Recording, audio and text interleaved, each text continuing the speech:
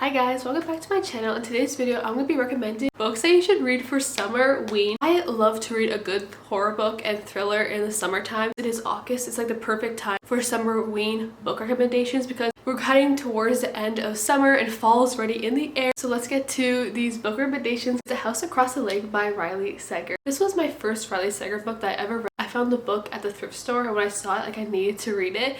And this book has a lot of mixed opinions about it. It's a very controversial read. I absolutely loved it. It was crazy, atmospheric, it was insane. I feel like this is the most insane book I've ever read in my life. The whole time I was reading this book, my jaw kept hitting the floor, and the twist at the end, I never in my mind even guessed these twists. And when they hit, I was like, what is happening right now? This book was kind of like an old Hitchcock movie, but like on crack, if that makes sense. I binged read this book. It was addictive. I was at the edge of my seat the whole time. I absolutely loved it. So this book follows Casey, and she's kind of a widowed actress, and she decides to kind of run away from the press and go live at her family's lake house. And Casey is immediately enraptured by the glamorous couple living across the lake. She's instantly obsessed with them. After having too many drinks and grabbing some binoculars, she gets herself into some crazy situation. I really love that Casey was kind of an unreliable narrator because she was sort of a functioning alcoholic and we didn't know if she was saying was right. Could we believe her? And honestly, it really reminded me of Rear Window, which I really love, the Hitchcock movie I mentioned before. Riley Sager created a book that was super unique and addictive and so entertaining and so much fun. I honestly do not understand the hate around this book, and I just really enjoyed it, and I think it's perfect for Summerween. It takes place at a lake house, it's crazy, and it has some like horror elements, and it's just so good. Next book I have to recommend for Summerween is one of my favorite books, and it is Daisy Darker. It follows our main character, Daisy Darker, who's on her way to Nana's 80th birthday party on Halloween, and her Nana lives at this rickety gothic old house in the middle of this little small island. While they're there, a huge storm hits and no one can leave this island. But guess what? Everyone in that house is getting murdered one by one, taking on this journey of trying to figure out who is the murderer, who is killing this whole family, and why. And the more we learn, it's such an intense, crazy ride. It's eerie, it's atmospheric, especially because it takes place during a storm. It is so atmospheric and creepy. The mood of the story is just so dark and sinister. It'll make your skin crawl. It made my skin crawl, the things that were happening in that book. I love a good locked in murder mysteries. I feel like if they're done well, they can be so exciting and interesting because you have to get creative. The book takes place all in one location.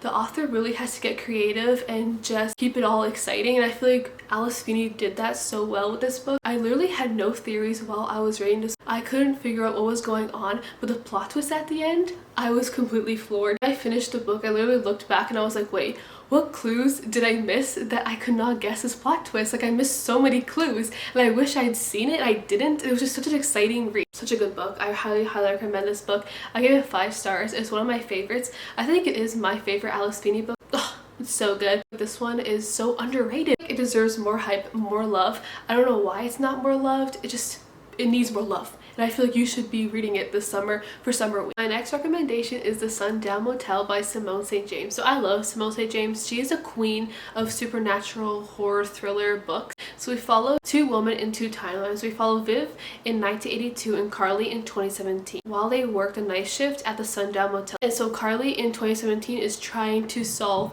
the missing persons case of her aunt. What happened to her in the 80s, how she went missing, and no one knows where she even went or what happened to her. And honestly, this book really reminded me of a Good Girl's Guide to Murder meets bubblegum horror. It was so much fun. The supernatural elements were so well done. If you love a book that has like a missing persons murder mystery investigation with mixed in with ghosts and horror and a creepy old hotel, you're definitely going to love this book. Simone St. James' writing is so well crafted. Her writing is just so good. She's a great storyteller when it comes to kind of adding ghosts into her story. She doesn't add anything like cheap jump scares or anything. Everything is just so well done. I just love the characters she writes. I love the stories she tells. I love everything about Simone St. James, and I really love how a lot of her books have a lot of a historical fiction element to her stories. I really loved being in the 80s in this one. I love the time jumps between 2017 back to 1982. It was so good, it was so cohesive, I never got confused. What I also really love about Simone St. James is that I love how her kind of horror books have some romance undertones. I'm a romance girly, and the romance in this book was just, I don't know, I found it really cute and adorable. I feel like it just worked so well within the plot. It didn't feel out of place or weird. I feel like you should totally read it in the month of August. The next book I'm going to recommend to you is one I just recently read, and it is a slasher book. It wouldn't be a Summerween recommendation without a slasher book, and I'm going to recommend to you Clown in a Cornfield. So I recently read this, and honestly it was so good. I was in a bit of a slump, and I feel like this one just got me right out of it. It was so intense, entertaining, gory. I feel like for a YA slasher, it did not skip on the gore factor, and I love that. So we follow Quinn. She has moved into this new small town called Kettle Springs with her father to kind of start a new life. Then while Quinn and her friends are at a party, Friendo the clown starts to go on a murder spree, and I really love seeing Quinn kind of trying to survive this clown killing night, and it was just really adventurous. It was really fun. I gave it 3.5 stars. It was just such a fun read. It was very entertaining, enjoyable, fast-paced. You will not put it down. It makes you want to keep reading. The plot twist is predictable, but it didn't stop me from enjoying the book. I still gave it 3.5 stars, which is a good rating. It's a fun book. It's a good book.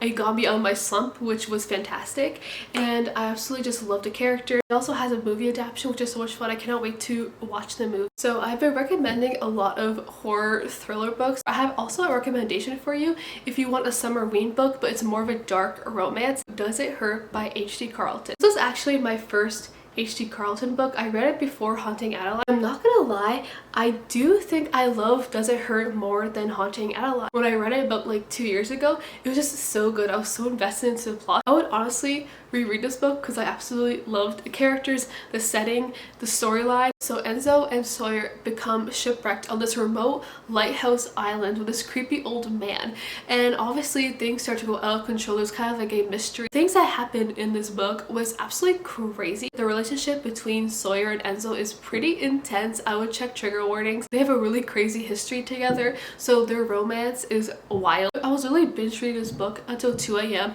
and I was literally scared for my life. I was traumatized. I was like, oh my god, what is happening right now? I was scared, but honestly it was a good scare because I gave it 5 stars. It's like the perfect amount of dark romance and spice, but also such an amazing plot. There's so many elements into the story involving trauma, and it's emotional at some scenes. I think H.D. Carlton is just such a great storyteller, to be honest. I know her books are controversial. Trust me, Does It Hurt is different. The plot of Does It Hurt is just so unique. There was not one moment in this book I was like, ugh, I'm kind of bored. Like, no, like this book is so entertaining. It is creepy as hell. Sawyer and Enzo are just so complex and emotional. Yes, they're a little bit toxic, they're a little bit crazy. They were perfect to me. I love their story. I love their love story. Enzo Vitale was so hot. I think he was probably one of my favorite male main characters. He was like this really angry Italian man, but I literally had heart eyes towards him. You love sharks and remote islands and ghosts and forced proximity and like one night stand to enemies to lovers to enemies to lovers, and this is definitely your kind of book. If you want to dip your toes into the dark romance genre this Summerween, I definitely recommend Does It Hurt. So this is the end of my video. These are the 5 books I recommend that you read for Summerween. I think this is a perfect book list for your Summerween TBR because we have some slasher, we have some ghosts, we have some horror. I think it's a perfect good mix of everything. So thank you guys for watching. If you love my video, please comment, like, and subscribe to my channel. Fall is coming soon. I have so many fun things planned for the fall season and for spooky season, so please subscribe to my channel. Till next time, bye my little ghouls!